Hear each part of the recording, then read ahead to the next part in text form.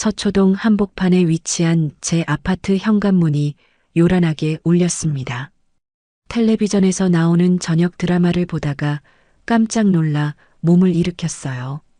시계를 보니 저녁 7시가 조금 넘은 시간이었죠. 이 시간에 누가 찾아올까 싶어 의아했어요. 방문객이라곤 일주일에 한 번 오는 가사도우미 이모와 한 달에 한두 번 들르는 동네 친구들 말고는 거의 없었거든요. 특히 평일 저녁에는 더더욱 방문객이 없었어요. 현관문 모니터를 들여다보니 한 달 만에 찾아온 아들 민호와 며느리 현미가 서 있었습니다. 두 사람 다 평소와 달리 정장 차림의 손에는 뭔가 들고 있었어요. 웬일인지 정말 궁금했어요. 민호는 32살에 결혼해서 지금 38살이에요. 대학을 졸업하고 작은 무역회사에 다니다가 몇 년 전부터 독립해서 수입업을 하고 있었죠. 며느리 현미는 1살 어린 37살로 결혼 전에는 은행에서 일했지만 결혼 후에는 집에서 온라인 쇼핑몰을 운영하고 있었어요. 평소라면 명절이나 제 생일 아니면 무언가 필요한 일이 있을 때만 얼굴을 비추던 그들이었는데 이렇게 갑작스럽게 찾아온 건 정말 의외였죠. 더구나 두 사람 다 뭔가 들뜬 기색까지 보이니 더욱 이상했어요. 문을 열자 두 사람 모두 환한 미소를 짓고 있었어요. 아들은 고급 과일 바구니를 들고 있었고 며느리는 아름다운 꽃다발을 들고 있었습니다. 평소에는 빈손으로 오는 것이 당연했는데 이렇게 선물까지 준비해 온 것도 생전 처음이었어요. 어머니, 오랜만이에요. 정말 건강해 보이시네요. 민호가 들어서며 제 얼굴을 유심히 살폈어요. 평소와 다른 모습이 당황스러웠죠. 보통은 인사도 대충 하고 들어왔는데 오늘은 마치 제 건강 상태를 확인하는 것처럼 보였어요. 며느리 현미도 평소와 달리 적극적으로 인사를 건넸어요. 어머님, 날씨가 참 좋아서 잠깐 들르게 됐어요. 이 꽃 어머님 정말 좋아하실 것 같아서 특별히 골라서 가져왔어요. 꽃다발을 받아들며 속으로 이상하다고 생각했어요. 결혼 6년 동안 제가 무슨 꽃을 좋아하는지 한 번도 물어본 적 없는 며느리가 갑자기 꽃다발을 들고 온 것부터가 의심스러웠거든요. 더구나 특별히 골라서라는 말까지 하다니요. 현미는 평소에 저와 대화할 때 항상 어색해했어요. 눈도 잘 마주치지 않고 대답도 네, 아니에요 정도로 짧게 했죠. 그런데 오늘은 마치 다른 사람처럼 적극적이고 친근하게 굴고 있었어요. 그래, 고맙다. 정말 예쁘네. 하지만 겉으로는 무덤덤한 표정을 지으며 그들을 거실로 안내했어요. 앉으렴. 갑자기 웬일이니? 차라도 끓여줄까? 거실은 30평대 아파트 치고는 꽤 넓은 편이었어요. 남편이 생전에 좋은 가구들로 꾸며놓았던 공간이라 품격이 있었죠. 가죽 소파와 원목 테이블, 그리고 벽면을 장식한 서예 작품들이 조화롭게 어우러져 있었어요. 거실에 자리를 잡은 아들 부부는 어쩐지 들뜬 모습이었어요. 서로 눈짓을 주고받는 모습이 마치 무언가 미리 계획해온 것처럼 보였죠. 평소에도 부부 사이가 나쁘지 않았지만 오늘은 특히 호흡이 맞는 것 같았어요. 부엌에서 차를 우리면서도 계속 그들의 대화 소리에 귀를 기울였어요. 하지만 작은 목소리로 속삭이듯 이야기해서 내용을 정확히 들을 수는 없었어요. 다만 내일 준비 괜찮다 같은 단어들이 가끔 들렸어요. 차를 가져다 줬을 때 민호가 현미와 의미심장한 눈짓을 주고받더니 드디어 입을 열었습니다. 어머니, 저희가 오늘 정말 좋은 제안을 가지고 왔어요. 제가 차잔을 내려놓으며 무슨 제안? 하고 물었을 때 민호는 잠시 현미를 바라보더니 환한 미소를 지으며 말했어요. 베트남 여행 다녀오시죠. 우리 가족끼리 함께요. 차잔을 들던 손이 잠시 멈칫했어요. 갑작스러운 제안에 정말 당황했거든요. 평소 용돈만 달라고 하던 아들 부부가 여행비까지 지불하겠다며 이런 제안을 할 리가 없었거든요. 갑자기 웬 여행이니? 우리 가족이 언제 함께 여행을 갔다고. 민호가 급하게 말을 가로막았어요. 어머니, 그동안 저희가 효도를 제대로 못했잖아요. 솔직히 말씀드리면 너무 죄송했어요. 결혼하고 나서 어머니께 신경을 제대로 못 썼죠. 그의 목소리에는 평소에 들어보지 못한 간절함이 있었어요. 하지만 동시에 어떤 초조함도 느껴졌어요. 마치 무언가를 서둘러 처리해야 하는 사람처럼 말이에요. 이번 기회에 정말 좋은 추억을 만들고 싶어요. 어머니, 베트남은 요즘 정말 인기가 많대요. 물가도 우리나라보다 싸고 음식도 맛있고 특히 어르신들이 좋아하시는 마사지나 스파 시설도 잘 되어 있다고 해요. 현미도 옆에서 적극적으로 거들었어요. 맞아요, 어머님. 호치민은 정말 볼거리가 많대요. 그리고 베트남 전통 마사지는 관절염에도 좋다고 하잖아요. 어머님 무릎 가끔 아프시다고 하셨잖아요. 내가 언제 무릎이 많이 아프다고 했지? 의아해서 물었어요.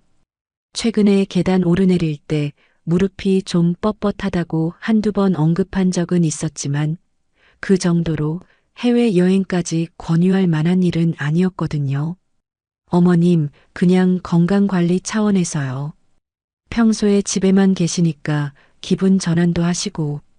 현미가 설명했지만 뭔가 억지스러운 느낌이 들었어요. 그때 민호가 가방에서 서류 봉투를 꺼냈어요. 봉투가 꽤 두툼했는데 마치 미리 준비해온 것처럼 정성스럽게 정리되어 있었어요.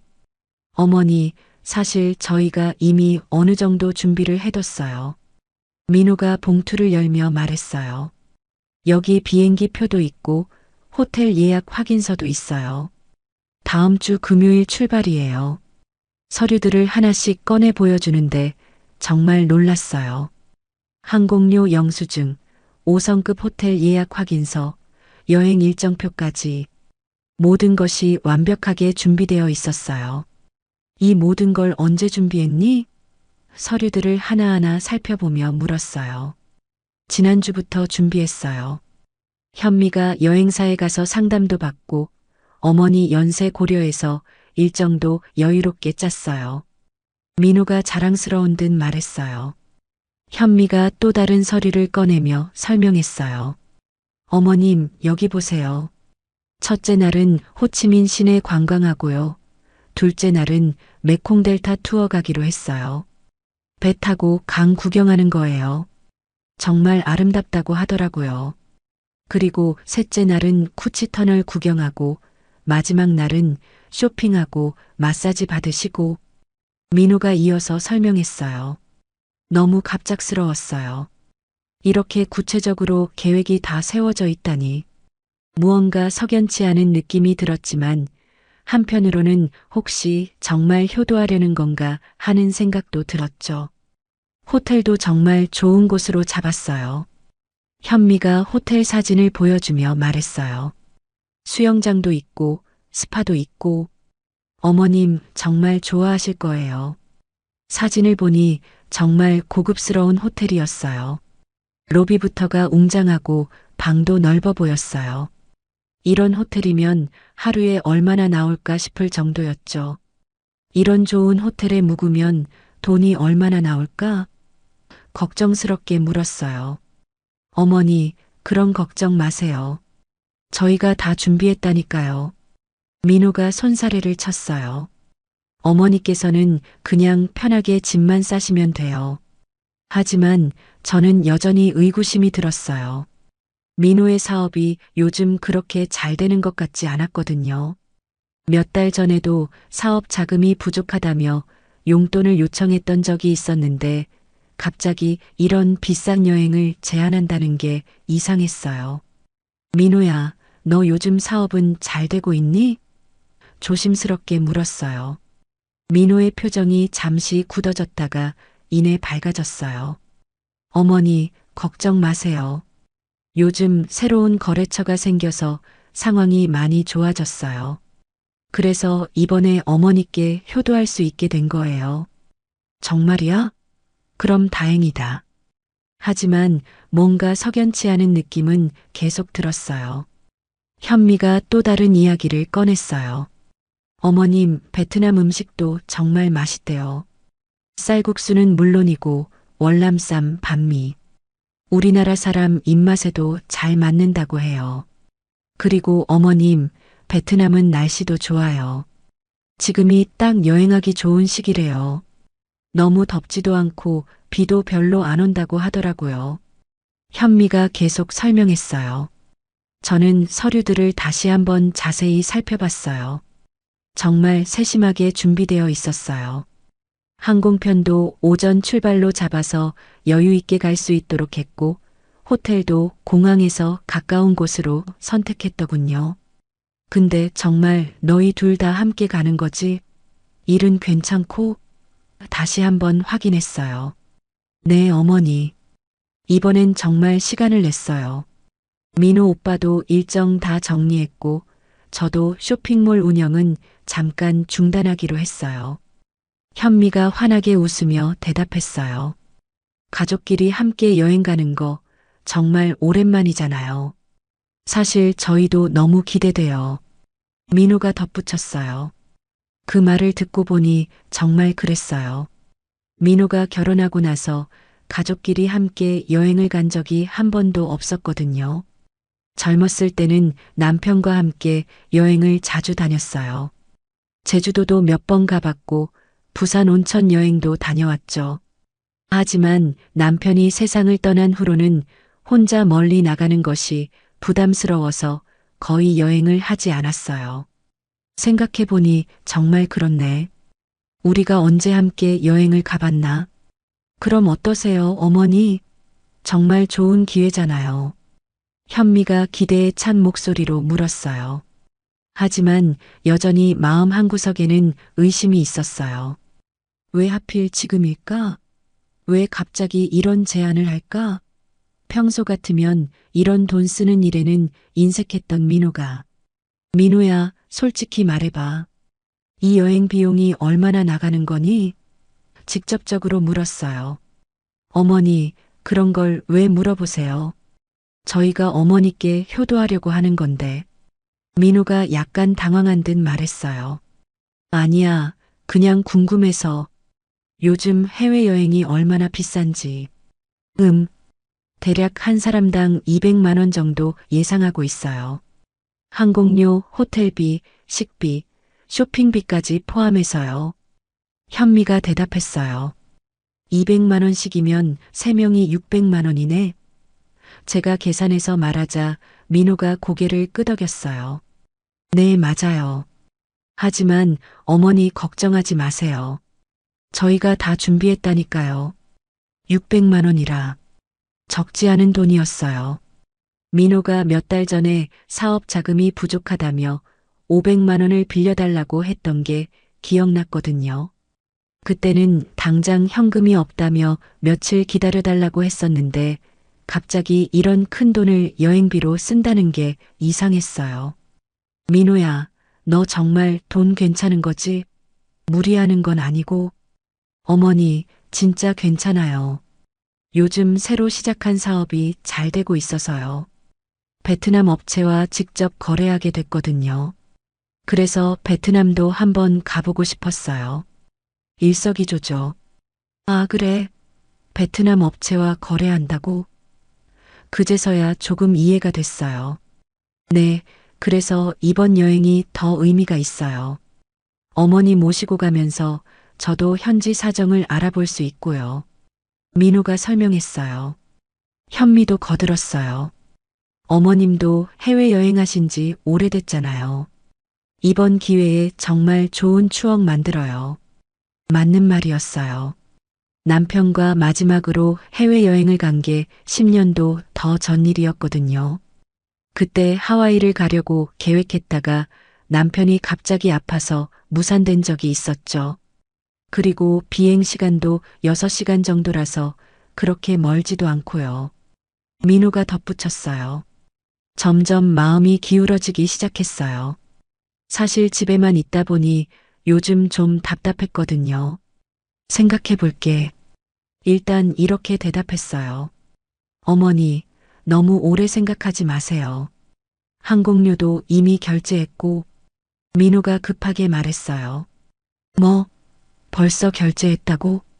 아, 그게 좋은 자리가 얼마 남지 않아서 미리 결제해뒀어요.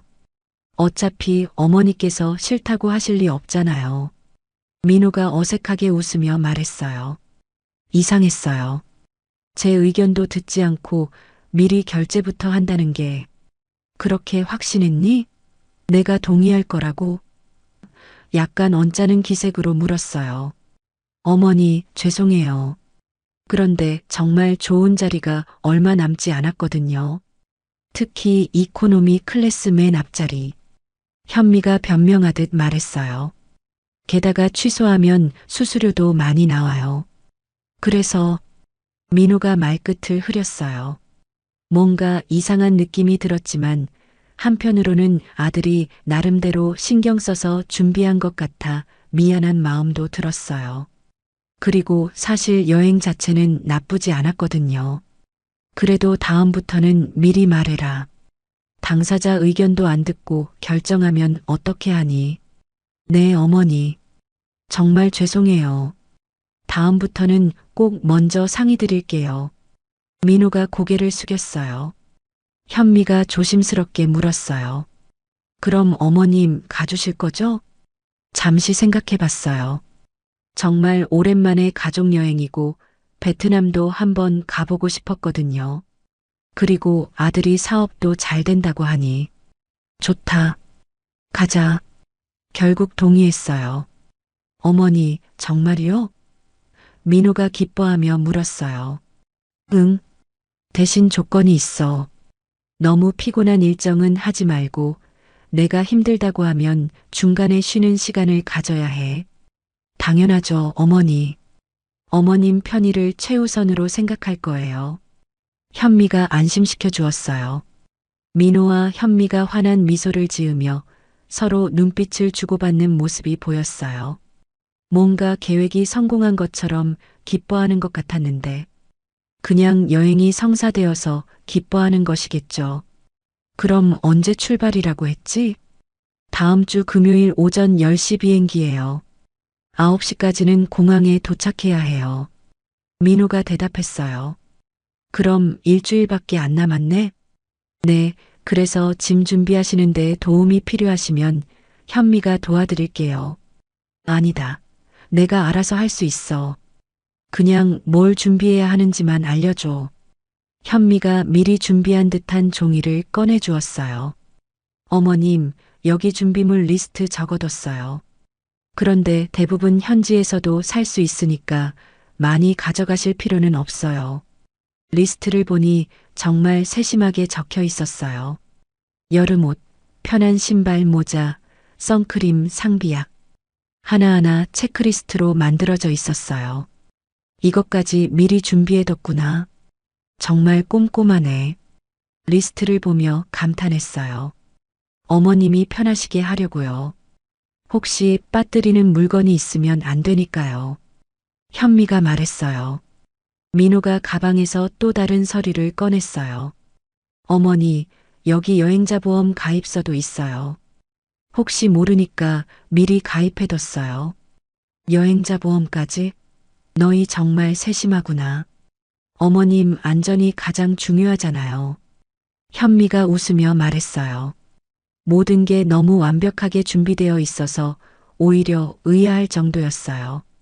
평소 대충대충 하던 민호가 이렇게 꼼꼼할 줄이야.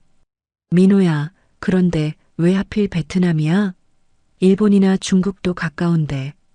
어머니, 베트남이 요즘 정말 핫한 여행지예요. 그리고 제가 거기서 사업도 하고 있으니까 현지 사정도 잘 알고요. 민호가 설명했어요. 호치민은 정말 동양의 파리라고 불릴 정도로 아름다운 도시래요. 현미가 덧붙였어요. 그래, 그럼 기대해 볼게.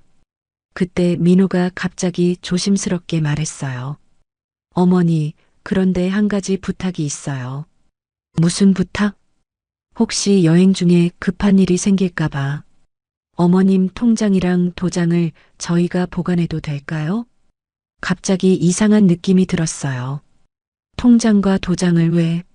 아, 그게 해외에 계시는 동안 혹시 공과금이나 급한 돈이 필요할 수도 있잖아요. 그런데 어머님이 안 계시면 처리가 안 되니까요. 민호가 설명했어요. 베트남에 며칠밖에 안 있는데 무슨 급한 일이 생기겠어? 그래도 혹시 모르잖아요. 요즘 사기도 많고 안전하게 저희가 맡아두는 게 좋을 것 같아요. 현미가 거들었어요. 평생 남에게 심지어 자식에게도 맡긴 적 없는 제 통장과 도장이었어요. 이상했어요. 왜 갑자기 이런 이야기를 꺼낼까? 그럴 필요 없다. 내가 카드 가져갈 거고 며칠 안 있다 올 건데 뭔 급한 일이 생기겠어. 민호의 표정이 순간 굳어졌다가 이내 웃음으로 바뀌었어요. 아, 네. 어머니가 그렇게 생각하시면 그냥 혹시 해서 드린 말씀이에요. 그 짧은 순간 민호의 눈에서 본 감정이 무엇이었을까요? 실망? 아니면 다른 감정? 제가 너무 예민하게 본 건지도 모르겠지만 그 표정이 마음에 걸렸어요. 알겠어요, 어머니. 그럼 이제 짐 준비하시면 되겠네요. 현미가 화제를 바꿨어요. 그런데 어머니, 여권은 가지고 계시죠? 민호가 물었어요. 응, 있어. 몇 년 전에 갱신해뒀거든. 다행이네요. 혹시 만료일은 언제예요? 현미가 확인했어요. 내년까지는 괜찮을 거야. 그들이 떠난 후 혼자 거실에 앉아 생각에 잠겼어요. 뭔가 석연치 않은 부분들이 계속 머릿속을 맴돌았어요. 미리 항공료를 결제했다는 것, 통장과 도장을 맡기자는 제안, 그리고 평소와 너무 다른 그들의 적극적인 태도. 하지만 한편으로는 정말 효도하려는 마음일 수도 있다는 생각도 들었어요. 민호가 베트남에서 사업을 한다고 했으니 나름 합리적인 이유가 있는 것 같았고요. 창가에 서서 그들이 주차장으로 걸어가는 모습을 지켜봤어요. 차에 타자마자 두 사람이 활발하게 무언가 이야기를 나누는 모습이 보였어요. 여행 계획에 대해 이야기하는 걸까요? 아니면 그날 밤 잠자리에 들기 전 여행 서류들을 다시 한번 꼼꼼히 살펴봤어요. 정말 세심하게 준비되어 있었어요. 호치민의 5성급 리베르티 센트럴 420 호텔, 메콩 델타 투어, 쿠치 터널 관광, 벤탄 시장 쇼핑, 스파 예약까지 일정표를 보니 3박 5일 코스였어요. 첫날은 도착해서 호텔 체크인 후 시내 관광, 둘째 날은 메콩 델타 투어, 셋째 날은 쿠치 터널과 전쟁 박물관, 마지막 날은 쇼핑과 마사지 후 출발. 정말 돈을 많이 썼구나. 혼잣말로 중얼거렸어요. 순간 제 의심이 너무한 게 아닌가 싶었어요.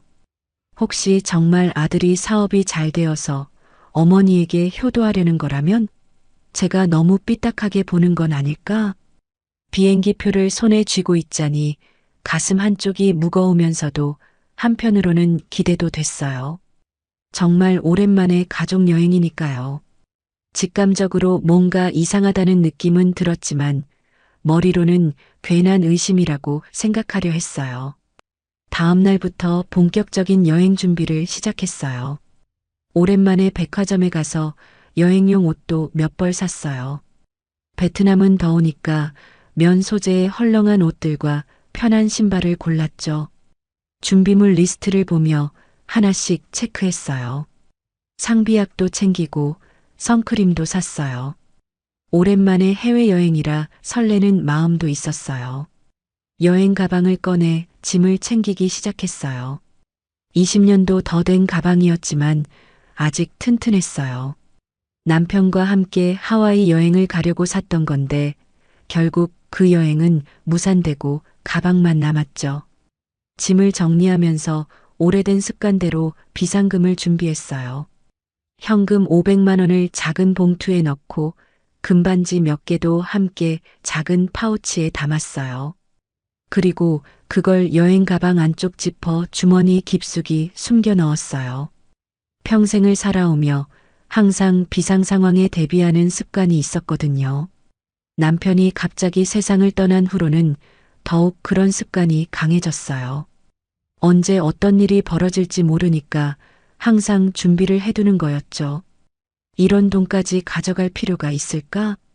잠시 고민했지만 결국 챙겼어요.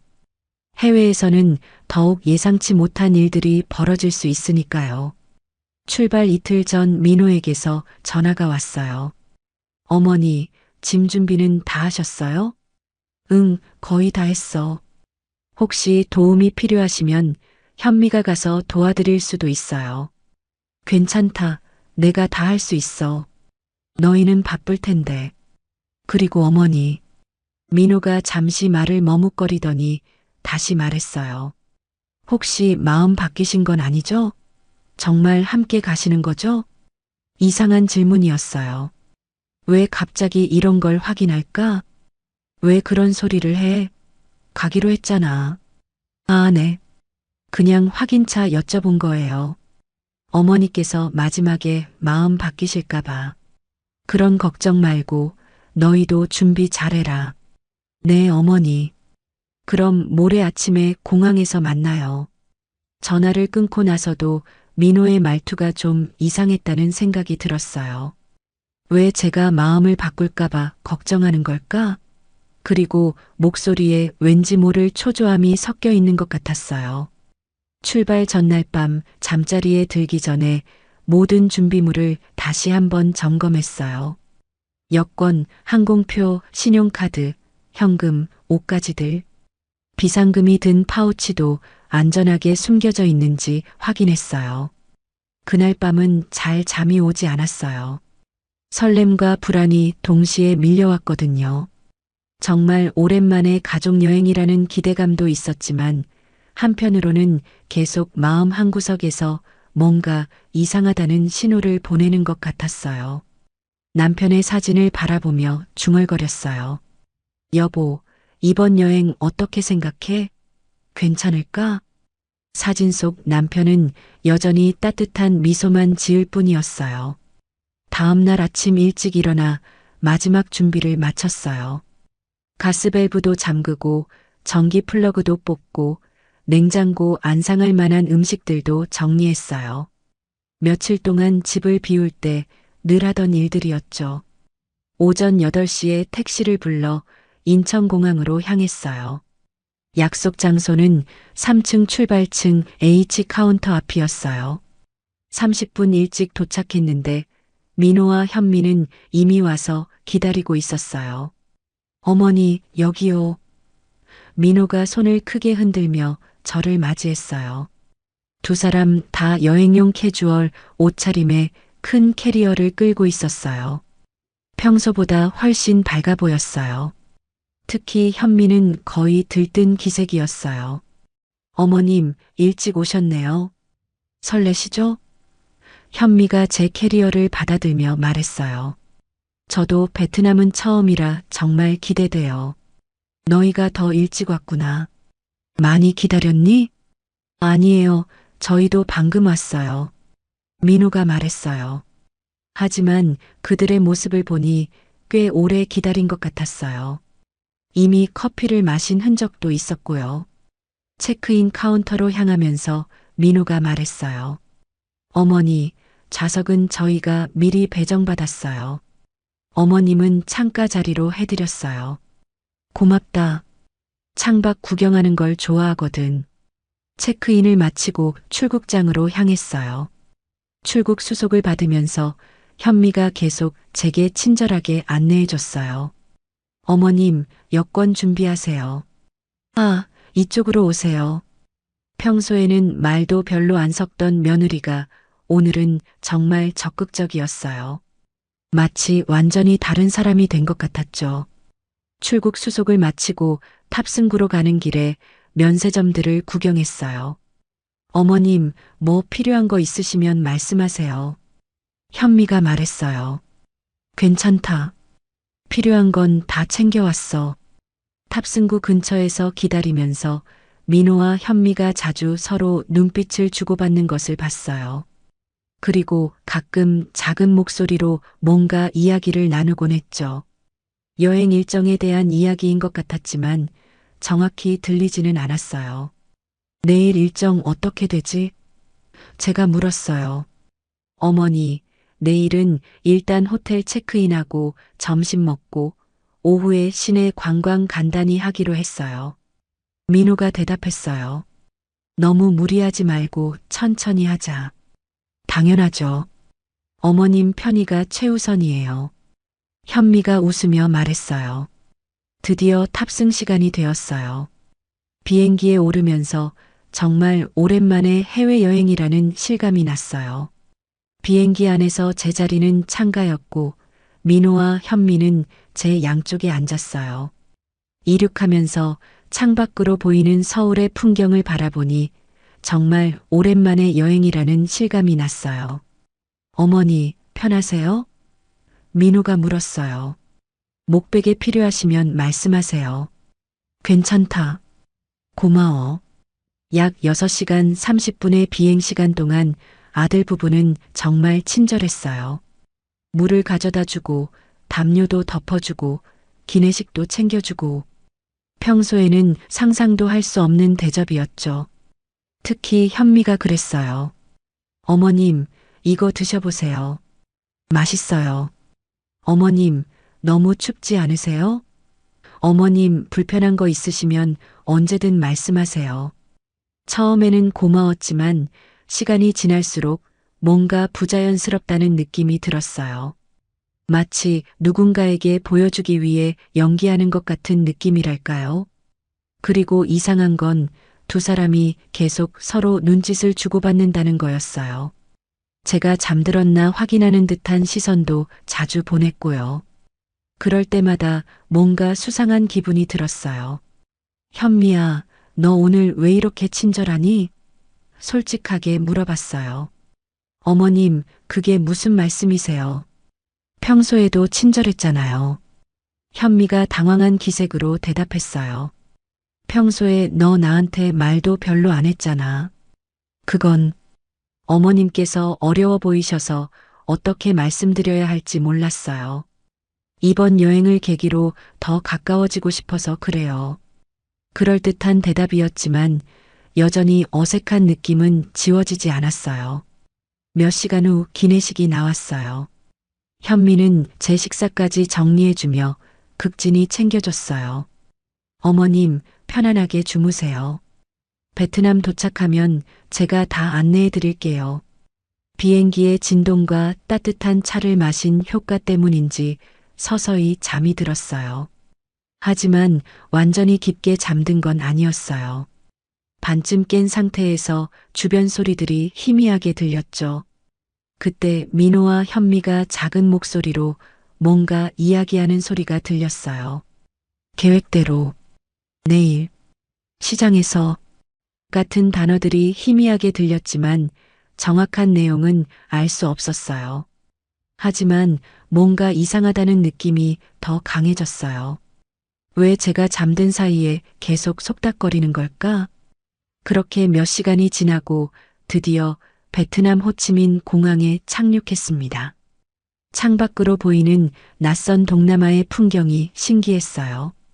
야자수가 늘어선 활주로와 뜨거운 햇살이 인상적이었죠. 습한 공기가 문을 여는 순간부터 느껴졌어요. 어머니, 이제 입국 심사 받으러 가요. 현미가 제 팔을 살짝 잡으며 말했어요. 공항 내부는 생각보다 현대적이고 깔끔했어요. 하지만 곳곳에서 들리는 베트남어가 제게는 완전히 낯선 소리였죠. 표지판들도 영어와 베트남어로 되어 있어서 혼자였다면 길을 찾기 어려웠을 거예요. 입국 심사대 앞에서 줄을 서면서 민호가 말했어요.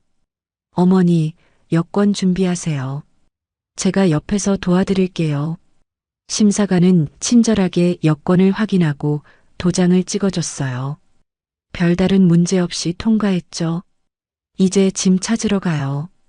현미가 안내했어요. 짐을 찾는 곳으로 이동하면서 주변을 둘러봤어요. 여러 나라에서 온 관광객들로 붐비고 있었어요. 특히 한국 관광객들이 꽤 많이 보였죠. 짐을 찾은 후 출구로 나가려는데 현미가 갑자기 말했어요. 어머님, 저 화장실 좀 다녀올게요. 비행기에서 계속 참았거든요. 나도 같이 갈까? 제가 물었지만 현미는 손사래를 쳤어요. 괜찮아요, 어머님. 금방 올게요. 민호 오빠가 여기 있으니까 걱정하지 마세요. 현미가 화장실로 향하는 모습을 지켜보던 중 근처 의자에 앉아 있던 한국인으로 보이는 중년 남성이 조심스럽게 제게 다가왔어요. 실례합니다. 그가 낮은 목소리로 말했어요.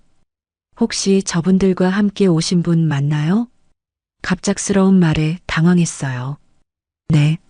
제 아들하고 며느리인데요. 그 남성은 주변을 살피더니 더욱 작은 목소리로 말했어요. 조심하세요. 방금 전에 화장실에서 그분들 대화를 우연히 들었는데 뭔가 이상합니다. 무슨 말씀이세요? 가슴이 두근거리기 시작했어요. 벤탄 시장에서 어르신을 의도적으로 잃어버릴 계획이라고 하던데 그가 말을 잇지 못하고 망설였어요. 순간 머리가 하얘졌어요. 그게 무슨 뜻인가요? 제가 베트남 교민회에서 일하고 있어요. 최근에 이런 사례가 몇 번 있었거든요. 가족이 노인분을 해외에서 일부러 잃어버리는. 그때 현미가 화장실에서 나오는 모습이 보였어요. 그 남성은 재빨리 작은 쪽지를 제 손에 쥐어줬어요. 제 연락처예요. 위험하다고 생각되시면 바로 연락하세요. 이정수라고 합니다. 현미가 다가오자 그 남성은 자연스럽게 자리를 떠났어요. 저는 재빨리 쪽지를 주머니에 넣었죠. 어머님, 누구세요? 현미가 의심스러운 눈빛으로 물었어요. 아, 길을 물어본 분이야. 한국 사람인 것 같더라. 간신히 태어난 척했어요. 그래요? 친절한 분이네요. 현미가 미소를 지었지만 뭔가 경계하는 기색이 보였어요. 민호가 짐을 다 정리하고 다가왔어요. 어머니, 이제 호텔로 가요. 택시 타고 가면 30분 정도 걸려요. 공항을 나와 택시를 타는 동안 저는 계속 이정수 씨의 말이 머릿속을 맴돌았어요. 벤탄 시장에서 잃어버릴 계획? 설마 내 아들이 그럴 리가. 하지만 왜 낯선 사람이 거짓말을 할 이유가 있을까요? 택시 안에서 민호가 설명했어요. 어머니, 내일 일정 말씀드릴게요. 아침에 호텔에서 브런치 드시고 오후에 벤탄 시장 구경하러 가요. 거기서 쇼핑도 하고 베트남 전통 음식도 먹고. 벤탄 시장? 바로 이정수 씨가 경고했던 그 장소였어요. 가슴이 철렁 내려앉았지만 모른 척했어요. 벤탁 시장이 그렇게 유명한가? 네, 호치민에서 가장 큰 전통 시장이에요. 온갖 물건이 다 있고 관광객들이 꼭 가는 곳이래요. 현미가 설명했어요. 사람이 정말 많대요. 그래서 더 재미있고요. 민호가 덧붙였어요. 사람이 많다는 말에 더욱 불안해졌어요. 혹시 정말로. 택시가 호치민 시내로 들어서자 활기찬 거리 풍경이 눈에 들어왔어요. 무수히 많은 오토바이들이 물결처럼 흘러가고 길거리 음식 냄새가 코를 찔렀죠. 평소 같았다면 흥미롭게 바라봤을 텐데 지금은 모든 것이 위협적으로 느껴졌어요. 어머니, 저기 저희 호텔이에요. 민호가 큰 건물을 가리키며 말했어요. 정말 고급스러운 호텔이었어요. 리베르티 센트럴 420이라는 이름이 금색 글씨로 새겨져 있었고 로비도 웅장해 보였어요. 와, 정말 좋은 호텔이네. 감탄했지만 마음 한구석은 여전히 불안했어요. 호텔에 도착해서 체크인을 마쳤어요. 어머님 방은 저희 방 바로 옆이에요. 1205호예요. 현미가 키카드를 건네주며 말했어요. 뭔가 불편한 거 있으시면 언제든 말씀하세요. 방 전화로 연락하시면 돼요. 방에 들어가자마자 문을 잠그고 침대에 주저앉았어요. 온몸이 떨리고 있었죠. 방 안은 정말 고급스럽게 꾸며져 있었어요. 킹사이즈 침대에 넓은 창문, 그리고 도시 전망까지. 하지만 지금 제 마음은 전혀 편하지 않았어요. 주머니에서 이정수 씨가 준 쪽지를 꺼내 펼쳐봤어요. 떨리는 손으로 읽어보니 이정수라는 이름과 전화번호, 그리고 베트남 교민회 회장이라고 적혀 있었어요. 정말 믿어도 될까? 아니면 내가 너무 예민하게 반응하는 건가? 하지만 마음 한구석에서는 계속 불안감이 커져갔어요. 아들과 며느리의 갑작스러운 친절, 통장을 맡기라고 했던 것, 미리 항공료를 결제했다는 것, 그리고 이정수 씨의 경고. 창밖으로 보이는 호치민의 석양을 바라보며 깊은 생각에 잠겼어요. 과연 내일 무슨 일이 벌어질까요? 저녁 시간이 되자 민호에게서 전화가 왔어요. 어머니, 저녁 드시러 가요. 호텔 레스토랑에서 만나요. 알겠다. 레스토랑에서 만난 아들 부부는 여전히 밝은 표정이었어요. 하지만 제가 보기에는 어딘가 부자연스러워 보였어요. 어머니, 방은 어때요?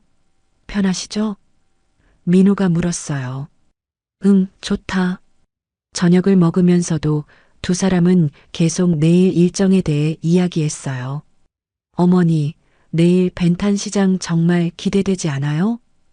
현미가 말했어요. 그런데 사람이 정말 많다면서? 혹시 길 잃으면 어떡하지? 일부러 물어봤어요. 아, 그런 걱정 마세요. 저희가 어머님 손 꼭 잡고 다닐게요. 민호가 대답했어요. 만약에 실수로 떨어져도 괜찮아요.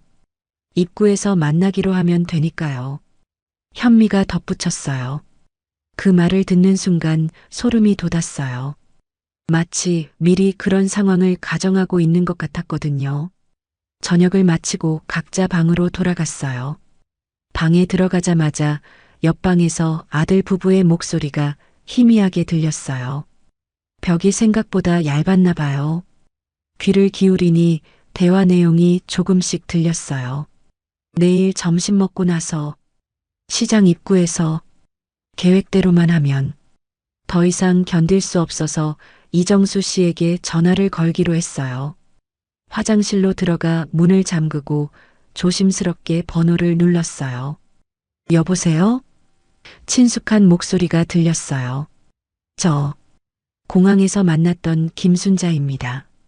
최대한 작은 목소리로 말했어요. 아, 김순자 여사님. 연락 주셔서 다행이에요. 지금 어디 계세요? 호텔 방에 있어요. 그런데 정말로 제가 위험한 상황에 있는 건가요?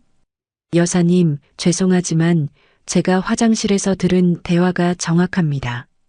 아드님과 며느리분이 내일 벤탄 시장에서 여사님을 의도적으로 잃어버릴 계획을 세우고 있어요.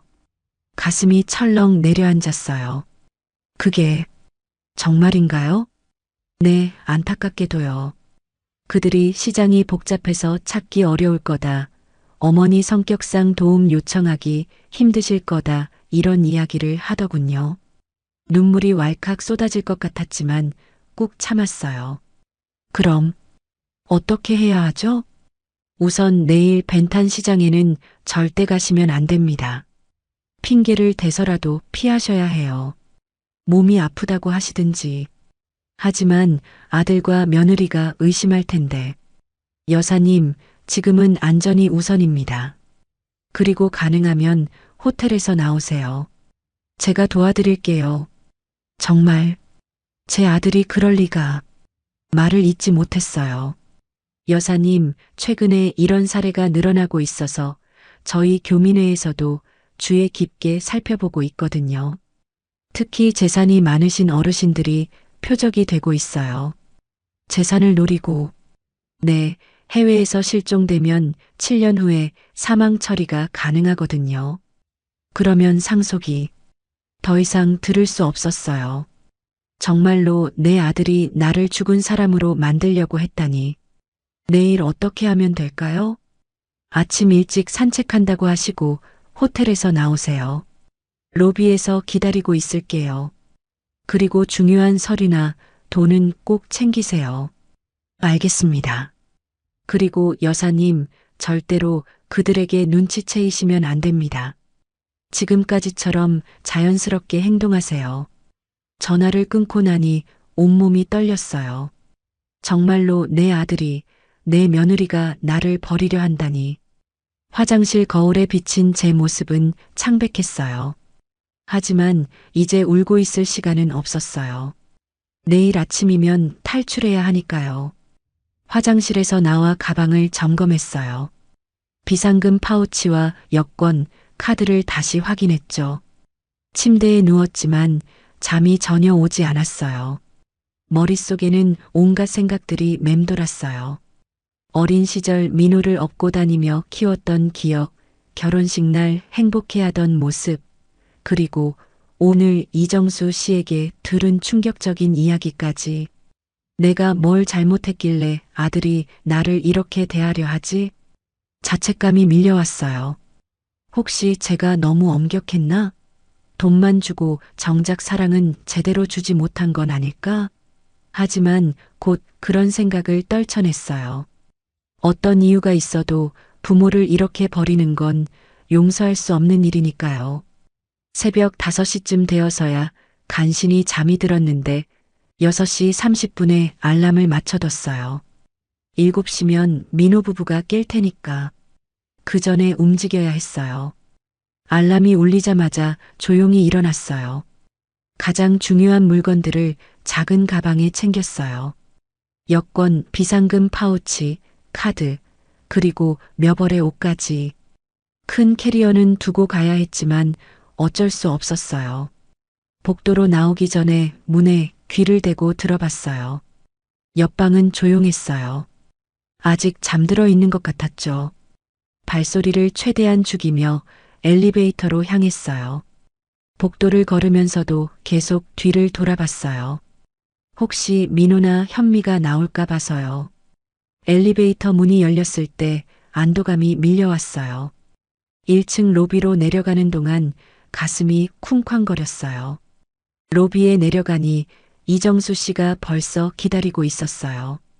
소파에 앉아 신문을 읽는 척하고 있었지만 저를 보자마자 일어났어요. 여사님, 잘 오셨어요. 그가 조용히 다가와 말했어요. 어서 이쪽으로 오세요. 정말 괜찮을까요? 아들이 깨면. 걱정 마세요. 우선 안전한 곳으로 가서 상황을 정리해야 해요. 로비를 나오면서 뒤돌아봤어요. 혹시 엘리베이터에서 민호가 내려올까 봐서요. 다행히 아무도 보이지 않았어요. 제 차가 저기 있어요. 이정수 씨가 호텔 앞에 세워진 승용차를 가리켰어요. 차에 올라타는 순간 긴장이 조금 풀렸어요. 하지만 동시에 현실감이 밀려왔어요. 정말로 제가 아들에게서 도망치고 있다니. 지금 어디로 가는 거예요? 우선 저희 집으로 가서 안전하게 상황을 정리하고 한국 영사관에 연락해서 도움을 요청할 예정이에요. 차가 움직이기 시작하자 호텔이 점점 멀어졌어요. 창밖으로 호치민의 이른 아침 풍경이 지나갔어요. 혹시 아들이 저를 찾으러 올까요? 불안하게 물었어요. 당분간은 여사님이 산책 나간 줄 알 테니까 괜찮을 거예요. 하지만 시간이 지나면 의심할 수 있으니 빨리 조치를 취해야 해요. 차창 밖으로 호치민의 아침이 시작되고 있었어요. 이른 시간인데도 오토바이들이 바쁘게 다니고 있었고 길거리에서는 쌀국수를 파는 상인들이 준비를 하고 있었어요. 여사님, 어젯밤에 더 생각해보니 정말 위험한 상황이었어요. 이정수 씨가 말했어요. 제가 들은 대화로는 오늘 오후 벤탄 시장에서 실행할 계획이었던 것 같아요. 정말로 제 아들이 목이 메어 말을 잇기 어려웠어요. 여사님, 혹시 아드님이 최근에 경제적으로 어려움을 겪고 있었나요? 몇 달 전에 사업 자금이 부족하다고 용돈을 요청한 적이 있어요. 하지만 이런 극단적인 방법을 쓸 줄은 요즘 이런 사례가 늘어나고 있어요. 특히 부모님의 재산이 많을 경우에는 말을 듣는 것만으로도 가슴이 아팠어요. 내가 평생 모은 재산이 결국 아들에게는 탐욕의 대상이 되었다니. 이정수 씨의 집은 호치민 외곽의 조용한 주택가에 있었어요. 한국식으로 꾸며진 2층 단독주택이었죠. 도착했어요. 들어가세요. 현관문을 열자 부인인 박미영 씨가 기다리고 있었어요. 50대 중반쯤 되어 보이는 온화한 인상의 여성이었어요. 어서 오세요. 많이 놀라셨죠? 따뜻한 미소로 저를 맞이해 주었어요. 정말 감사합니다. 이런 도움을 받게 될 줄은. 거실에 앉아 따뜻한 차를 한 모금 마시니 몸과 마음이 조금 진정되었어요.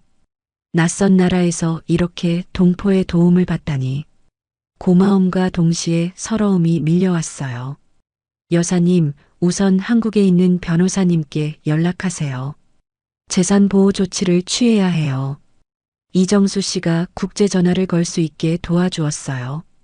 떨리는 손으로 최 변호사 사무실에 전화를 걸었어요. 다행히 변호사님이 일찍 출근해 계셨어요. 최 변호사님, 김순자입니다. 지금 베트남에 있는데 정말 큰일이 났어요. 여사님, 지금 베트남에서 전화하시는 거예요? 무슨 일이세요? 최 변호사의 놀란 목소리가 들렸어요. 떨리는 목소리로 모든 상황을 설명하기 시작했어요. 민호의 갑작스러운 여행 제안, 공항에서 이정수 씨의 경고, 그리고 아들 부부가 벤탄 시장에서 저를 버리려 했다는 충격적인 계획까지. 말을 하면서도 제 입에서 나오는 말이 믿기지 않았어요. 어찌 내 자식이, 내 피부치가 이럴 수가 있을까? 설명을 마치자 전화 너머로 잠시 침묵이 흘렀어요. 최 변호사도 충격을 받은 듯 말을 잇지 못했죠. 여사님, 정말 큰일 날 뻔했네요. 그가 마침내 입을 열었어요. 사실 민호 씨가 얼마 전 사무실에 왔었어요. 무슨 일로요? 가슴이 철렁 내려앉았어요. 이번엔 여사님 명의로 된 서초동 아파트 매매 계약서를 가져왔어요. 급하게 팔아야 한다면서 서명이 된 서류를 가져왔는데 그런 서류에 제가 서명한 적 없어요. 목소리가 높아졌어요. 그래서 제가 의심했던 거예요. 서명이 이상해 보였거든요. 그래서 거래를 중단시켰습니다. 온몸에 소름이 돋았어요. 아들이 아파트까지 팔려고 했다니. 정말로 저를 없는 사람 취급하고 있었던 거예요. 변호사님, 제 모든 재산을 즉시 동결해 주세요. 그리고 민호에게 위임한 모든 권한도 취소해 주세요. 네, 즉시 조치하겠습니다. 그런데 여사님, 지금 안전한 곳에 계신 거죠? 네, 베트남 교민회장님이 도와주고 계세요. 다행이네요. 그리고 여사님, 새 유언장도 작성하시는 게 좋을 것 같아요. 새 유언장이요?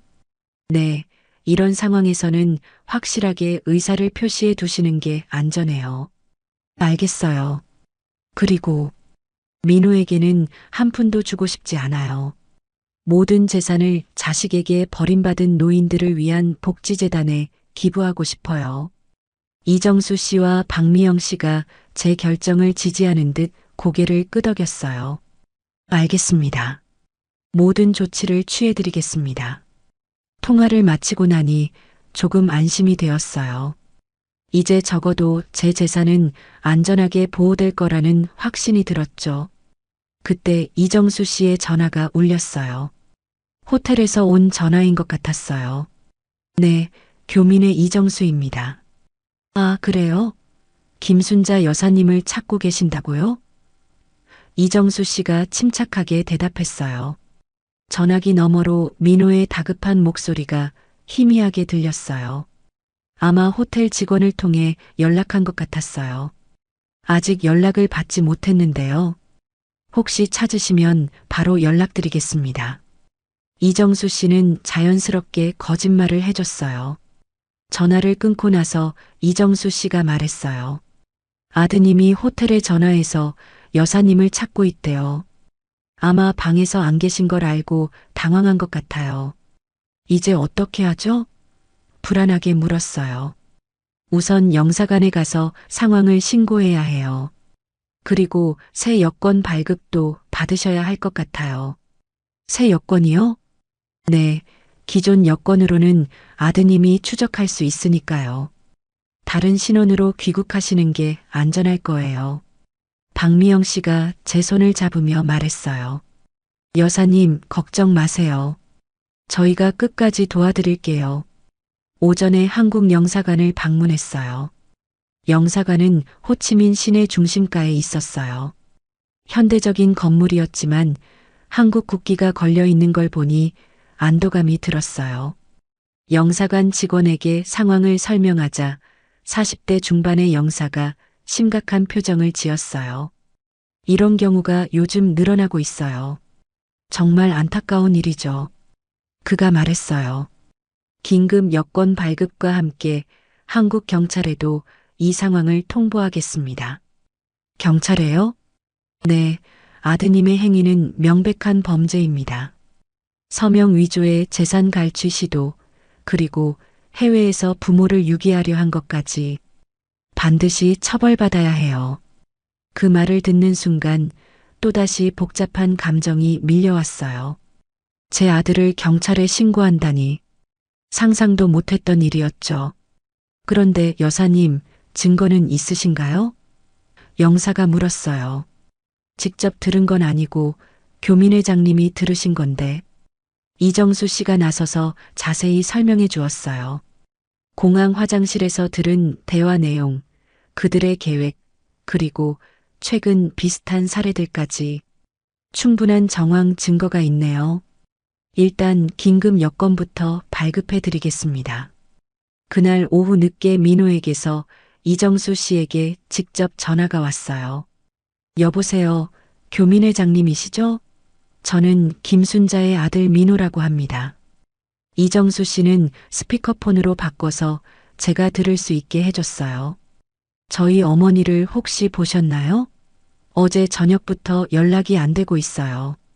민호의 목소리에는 다급함이 섞여 있었어요. 이정수 씨는 침착하게 대답했어요. 아직 연락을 받지 못했는데요. 호치민에서 길을 잃으신 건 아닐까요?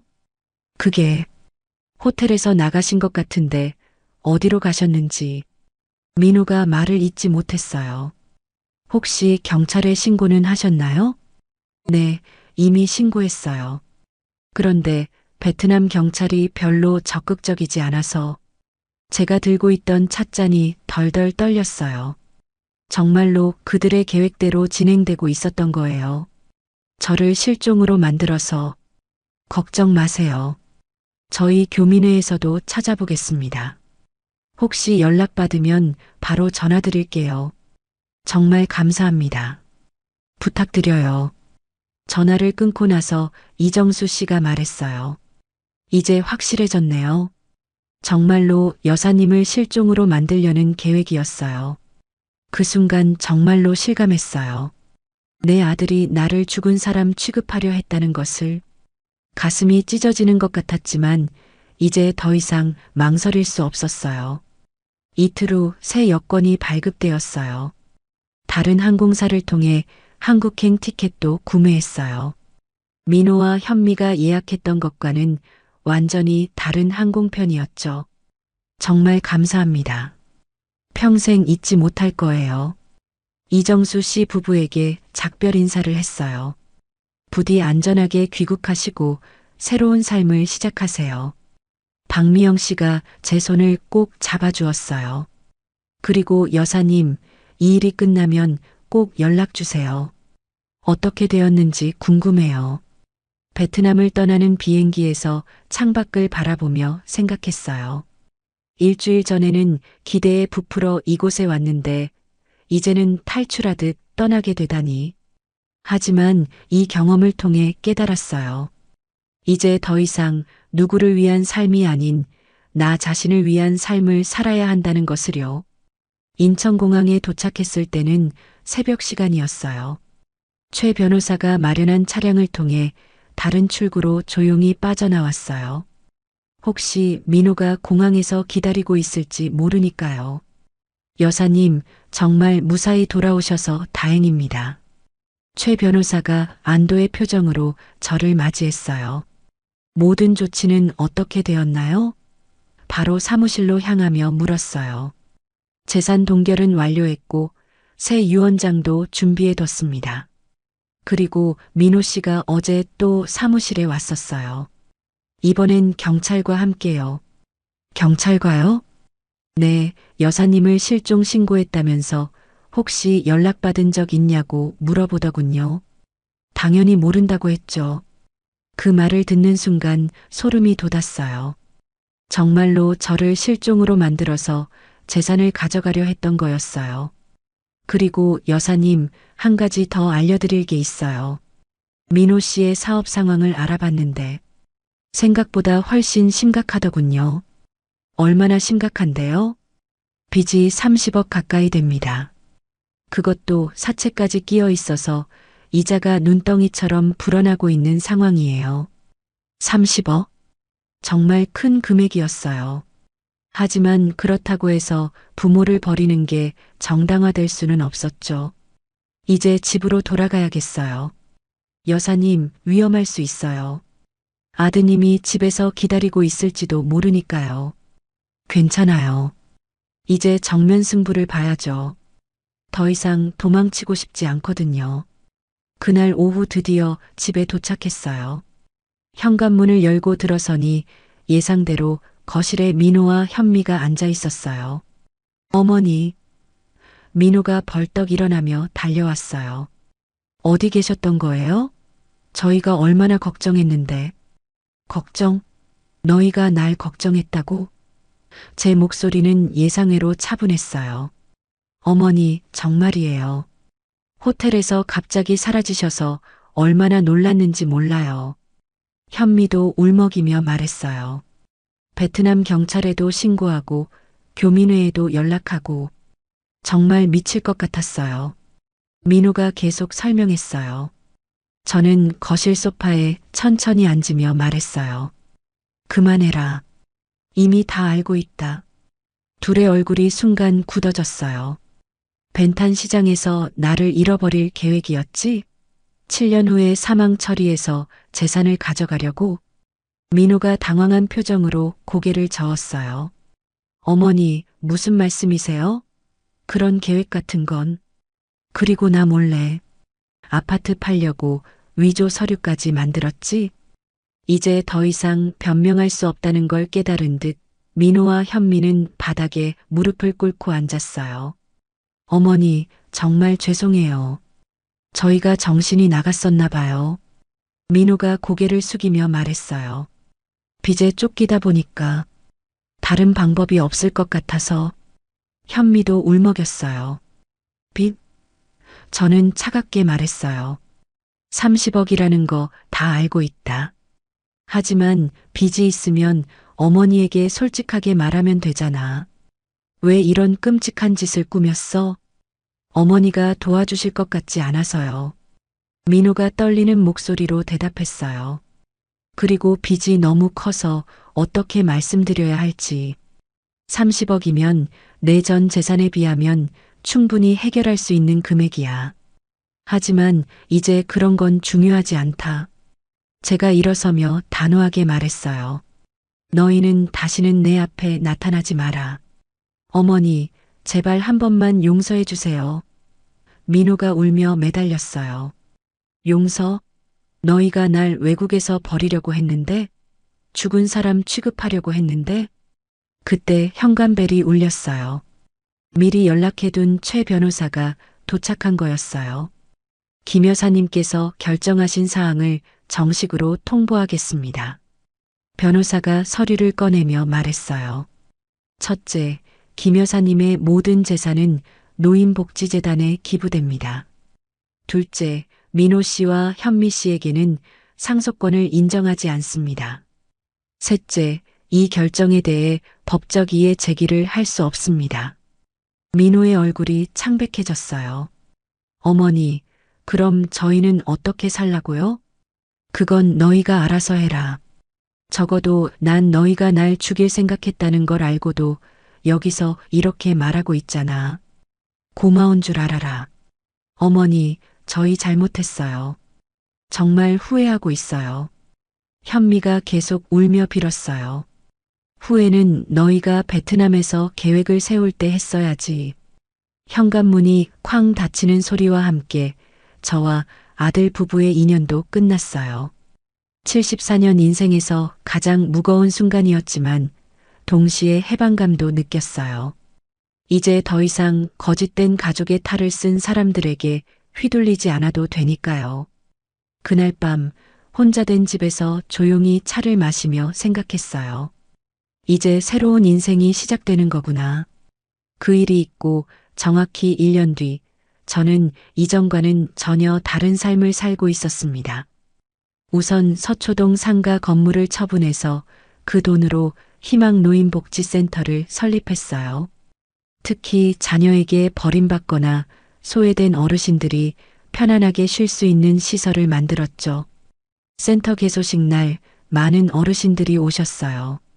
그분들 중에는 저와 비슷한 경험을 하신 분들도 계셨어요. 저도 아들한테 사기당할 뻔했어요. 한 할머니가 제게 말씀하셨어요. 다행히 이웃분이 말려서 안 당했지만 요즘 이런 일이 정말 많아졌어요. 다른 분이 고개를 끄덕이며 말씀하셨어요. 그분들과 이야기를 나누다 보니 비슷한 경험을 하신 분들이 생각보다 많다는 걸 알았어요. 가족에게 배신당한 상처는 쉽게 아물지 않지만 서로 위로하며 새로운 삶을 찾아가고 있었죠. 센터 운영은 생각보다 보람 있었어요. 외로워하시던 어르신들이 함께 차를 마시며 웃는 모습을 보면 제 마음도 따뜻해졌어요. 매주 화요일과 목요일에는 요가 교실도 열었고 금요일에는 서예 수업도 있었어요. 저도 함께 참여하면서 새로운 취미를 갖게 되었죠. 순자 씨는 정말 대단해요. 요가 선생님이 말씀하셨어요. 이 나이에 새로운 걸 배우려는 의욕이 정말 보기 좋아요. 물론 민호와 현미가 완전히 제 삶에서 사라진 건 아니었어요. 처음 몇 달간은 계속 전화를 했어요. 사과를 하거나 때로는 화를 내기도 했죠. 어머니, 이게 말이 됩니까? 그래도 제가 아들인데. 어머니도 너무하세요. 30억 빚을 어떻게 갚으라고. 하지만 저는 변호사를 통해서만 연락하라고 했어요. 더 이상 직접적인 연락은 받지 않았죠. 한 번은 센터 앞에서 민호가 기다리고 있던 적도 있어요. 어머니, 이야기 좀 해요. 제발이요. 변호사를 통해 연락하라고 했잖아. 저는 그를 지나쳐 센터 안으로 들어갔어요. 어머니도 너무하세요. 그래도 혈육인데. 혈육이 혈육을 외국에서 버리려고 하더냐? 저는 돌아서지도 않고 말했어요. 그 뒤로 민호의 연락 시도도 점차 줄어들었어요. 시간이 지나면서 저는 정말 자유로워졌어요. 더 이상 누구의 눈치를 보거나 가족을 위해 희생할 필요가 없었죠. 베트남에서 저를 도와준 이정수 씨와는 이메일과 전화로 꾸준히 소식을 주고받았어요. 여사님, 그 후로 어떻게 지내세요? 이정수 씨가 안부를 물었어요. 덕분에 정말 잘 지내고 있어요. 복지센터 운영하면서 새로운 보람을 찾았어요. 다행이네요. 그런데 아드님은 어떻게 되었나요? 연락을 끊었어요. 더 이상 만나고 싶지 않거든요. 6개월 후 이정수 씨 부부가 한국에 잠시 들른다며 센터를 방문해 주셨어요. 여사님, 정말 멋진 곳을 만드셨네요. 박미영 씨가 센터를 둘러보며 감탄했어요. 여사님 덕분에 많은 어르신들이 도움을 받고 계시는군요. 이정수 씨도 기뻐했어요. 그날 저녁 함께 식사를 하면서 많은 이야기를 나눴어요. 사실 처음에는 정말 힘들었어요. 제가 솔직하게 말했어요. 아들을 잃었다는 생각에 며칠 동안 잠도 못 잤거든요. 당연한 반응이에요. 아무리 배신당했어도 자식은 자식이니까요. 박미영 씨가 위로해 주셨어요. 하지만 지금은 후회하지 않아요.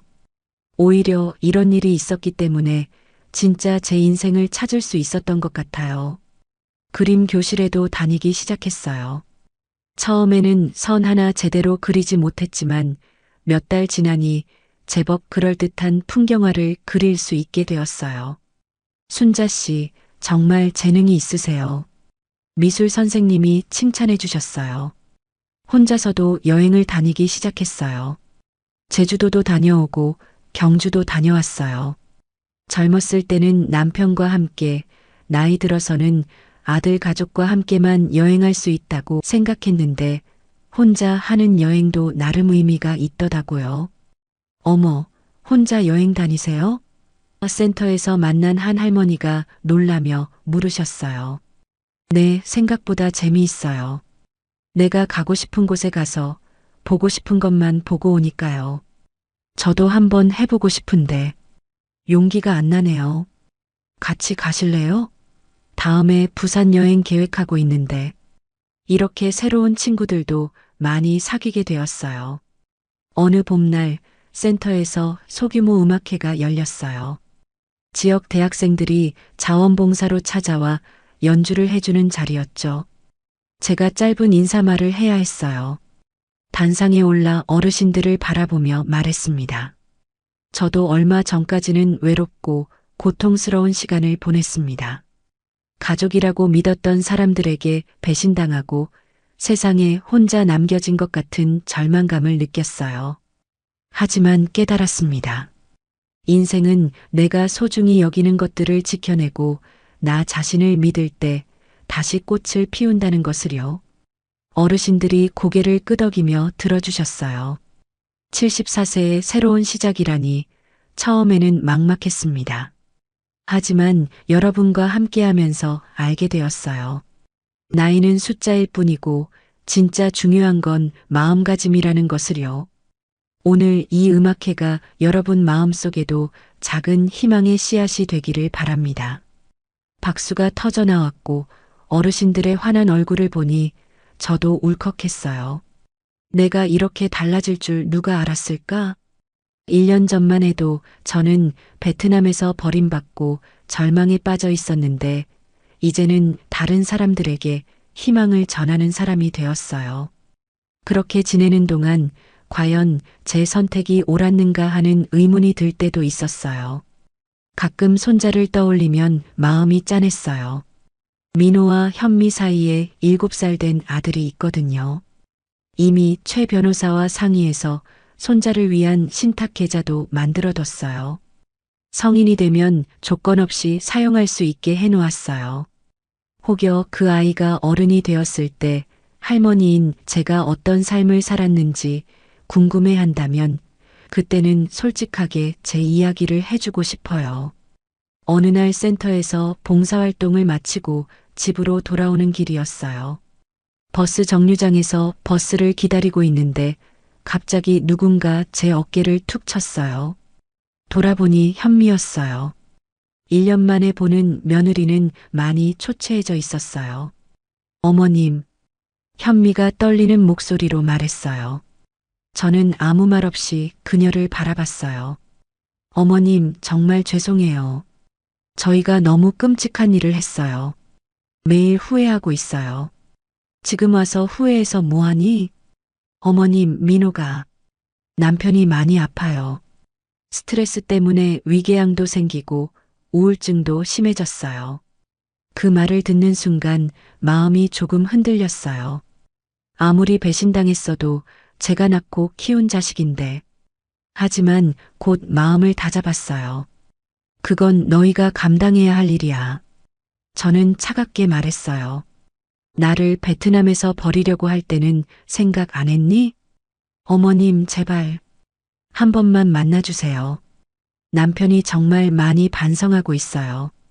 반성? 저는 씁쓸하게 웃었어요. 빚 때문에 힘들어서 반성하는 거지. 진짜 잘못을 깨달아서 반성하는 건 아니잖아.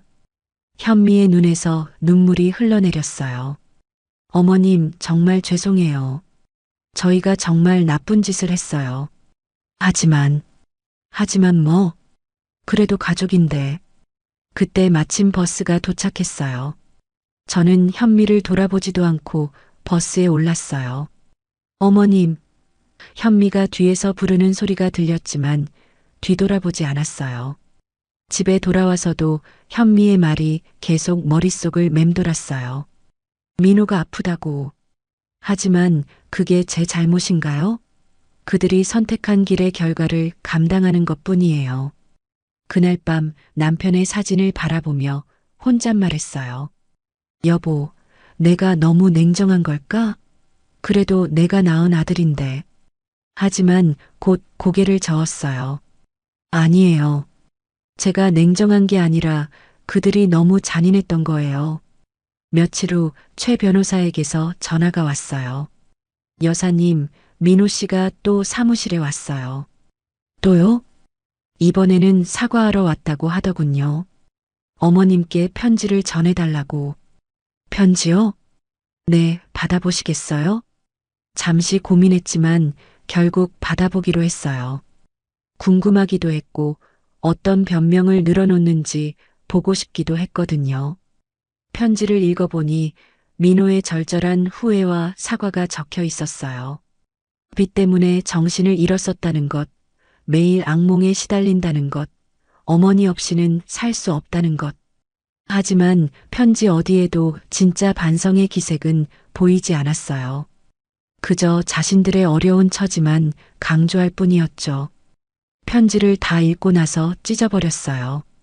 더 이상 그들의 거짓 눈물에 속을 생각이 없었거든요. 요즘은 저녁마다 거실 소파에 앉아 녹차 한 잔을 마시며 창밖 풍경을 감상하는 습관이 생겼어요. 건너편 아파트 불빛이 하나 둘 꺼질 무렵 저는 창문 너머로 들리는 바람 소리를 들어요. 그 소리를 배경으로 지금 살아있음을, 살아갈 수 있음을, 그리고 한때 가장 소중히 믿었던 가족에게 배신당했어도 여전히 나 자신을 지켜냈음을 스스로 되새기곤 해요. 순자야, 정말 고생했다. 이제 내 마음 편한 대로 살아가자. 그렇게 2년이 지났을 때였어요. 어느 가을날 오후 센터에서 어르신들과 함께 차를 마시고 있는데 직원이 다가왔어요. 관장님, 밖에 젊은 남자분이 찾아오셨는데 아드님 같아 보여요. 창문으로 내다보니 민호가 서 있었어요. 그런데 2년 전과는 완전히 다른 모습이었어요. 훨씬 말라 있었고 옷차림도 수수했어요. 무엇보다 눈빛이 달랐어요. 들어오라고 하세요. 민호가 센터 안으로 들어왔을 때 어르신들이 모두 그를 바라봤어요. 민호는 깊게 인사를 하더니 조심스럽게 앉았어요. 어머니, 정말 죄송합니다. 그의 목소리는 떨리고 있었어요. 2년 동안 매일 반성했습니다. 제가 얼마나 끔찍한 짓을 했는지. 어르신들이 웅성거렸지만 저는 조용히 손을 들어 정적을 만들었어요. 민호야, 무슨 일로 왔니? 어머니, 저는 정말 변했어요. 지금 작은 공장에서 일하고 있어요. 3교대로 일하면서 빚을 조금씩 갚아나가고 있어요. 포기하지 않고 계속 갚아나가고 있어요. 현미도 식당에서 일하면서 함께 노력하고 있어요. 민호의 거칠어진 손을 보니 정말로 육체 노동을 한 것 같았어요. 그리고 어머니, 제가 이 센터에서 봉사를 하고 싶어요. 민호가 간절하게 말했어요. 돈은 없지만 시간은 있어요. 주말마다 와서 청소라도 어르신들 말벗이라도 해드리고 싶어요. 왜? 어머니가 하시는 일이 얼마나 의미 있는 일인지 이제야 알겠어요. 저도 어머니처럼 다른 사람을 도우며 속죄하고 싶어요. 그때 현미도 들어왔어요. 그녀도 많이 변해 있었어요. 화려했던 예전 모습은 온데간데 없고 소박하지만 진실한 모습이었어요. 어머님, 정말 죄송해요. 저희가 너무 큰 죄를 지었어요. 현미도 눈물을 흘리며 말했어요. 지난 2년 동안 하루도 편하게 잠든 적이 없어요. 저는 잠시 생각에 잠겼어요. 정말로 이들이 변한 것일까? 아니면 또 다른 계략일까? 민호야, 정말 진심이니? 네, 어머니. 저는 이제 돈보다 소중한 게 무엇인지 알았어요. 가족의 의미가 무엇인지도요. 그럼 조건이 있다. 제가 엄한 목소리로 말했어요. 첫째, 빚을 다 갚을 때까지는 내게 용돈이나 도움을 요청하지 마라. 둘째, 센터 봉사는 최소 5년 이상 꾸준히 해라. 셋째, 손자 교육만큼은 제대로 해라. 할머니에게 한 짓을 아이가 알게 하고 싶지 않다. 네, 어머니. 모든 조건을 다 지키겠어요. 그리고 마지막으로 저는 잠시 말을 멈췄어요. 내 재산 상속은 여전히 취소 상태다. 하지만 너희가 정말 변했다는 걸 보여준다면 손자를 위한 교육비 정도는 고려해 볼 수 있다. 민호와 현미의 눈에서 눈물이 흘러내렸어요. 어머니, 정말 감사해요. 저희에게 기회를 주셔서 기회는 한 번뿐이다. 다시는 배신하지 마라. 그날부터 민호는 정말로 매주 센터에 와서 봉사를 했어요. 청소를 하고 어르신들과 이야기도 나누고 무거운 짐도 날라드렸어요. 처음에는 어르신들이 민호를 경계했지만 시간이 지나면서 순자 관장님 아들이 참 착하네 하며 받아주셨어요. 현미도 가끔 와서 어르신들 머리를 손질해 드리거나 간단한 요리를 해드렸어요. 3년이 지난 어느 날 민호가 저에게 말했어요. 어머니, 빚이 많이 줄었어요. 그리고 어머니, 정말 감사해요. 어머니 덕분에 제가 진짜 사람이 될 수 있었어요. 아직 멀었다. 계속 노력해라. 하지만 제 마음속에서는 조금씩 얼음이 녹고 있었어요. 아들이 정말 변하고 있다는 걸 느낄 수 있었거든요. 손자도 가끔 센터에 와서 할머니, 안녕하세요 하며 인사를 했어요. 그 아이만큼은 순수하게 키우고 싶었어요. 그렇게 시간이 흘러 5년이 지났을 때 민호는 드디어 모든 빚을 갚았어요. 그리고 작은 공장을 인수해서 사장이 되었어요. 어머니, 이제 정말 새로운 시작이에요. 어머니가 가르쳐 주신 대로 남을 도우며 살겠어요. 저는 그제서야 웃을 수 있었어요. 그래, 이제야 내 아들 같다. 지금도 민호는 매주 센터에 와서 봉사를 합니다. 그리고 자신의 공장에서 나온 수익의 일부를 센터에 기부하고 있어요. 때로는 무언가를 잃어야 진정으로 소중한 것을 깨닫게 되는 법입니다. 저는 한때 아들을 잃었지만 결국 진짜 아들을 되찾았어요. 김순자의 인생은 75세에 새로 시작되었지만 80세에 이르러서야 비로소 완성되었습니다. 가족이란 혈연이 아니라 진심으로 서로를 아끼는 마음에서 시작되는 것이니까요. 여러분, 오늘 이야기 어떠셨나요? 이야기가 마음에 닿았다면 구독과 좋아요 부탁드릴게요. 여러분의 따뜻한 댓글 하나가 모두에게 큰 힘이 됩니다. 감사합니다.